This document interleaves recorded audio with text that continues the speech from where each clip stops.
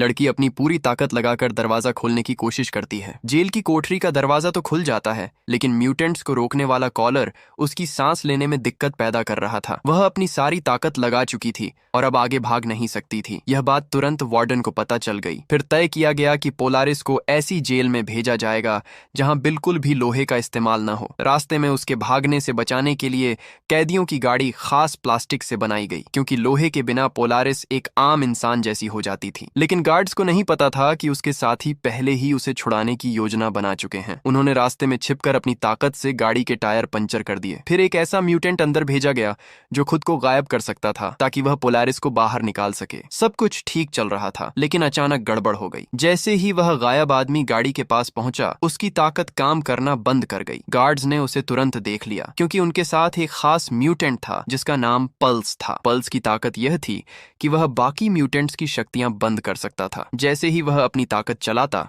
10 kilometre तक के सारे म्यूटेंट्स अपनी शक्ति खो देते। मजबूरी में पोलारिस के साथियों को साधारण तरीके से लड़ना पड़ा। उन्होंने सबसे पहले पल्स को ही निशाना बनाया, क्योंकि जब तक उसकी ताकत बंद नहीं होती, पोलारिस को बचाना मुश्किल था। अब हालात फिर से उसके साथियों के पक्ष में होने लगे। गाड़ी के अंदर पोलारिस समझ गई कि बाहर उसके दोस्त आए हैं, लेकिन वह बाहर नहीं निकल सकती थी, क्योंकि आसपास लोहे की कोई चीज नहीं थी। तभी एक कैदी ने बताया कि उसकी टांग में स्टील की 3 पिन लगी हैं। पोलारिस उसे चोट नहीं पहुंचाना चाहती थी, लेकिन उसने कहा कि यही एक रास्ता है। उसकी इजाजत के बाद पोलारिस ने अपनी ताकत से उसकी टांग से स्टील की पिन निकाल ली। फिर उसने उसी लोहे से गाड़ी का दरवाजा खोल दिया। पुलिस वाले लगातार गोलियां चलाते रहे, लेकिन गोलियों से पोलारिस को कुछ नहीं हुआ। उसने गोलियां वापस मोड़ दी और पुलिस की बंदूकें तोड़ दी। बिना हथियार के पुलिस उनका सामना नहीं कर सकी और पीछे हट गई। पोलारिस और उसके साथी वहां से निकल गए, लेकिन आगे सड़क पर पुलिस ने एक और रोक लगा रखी थी।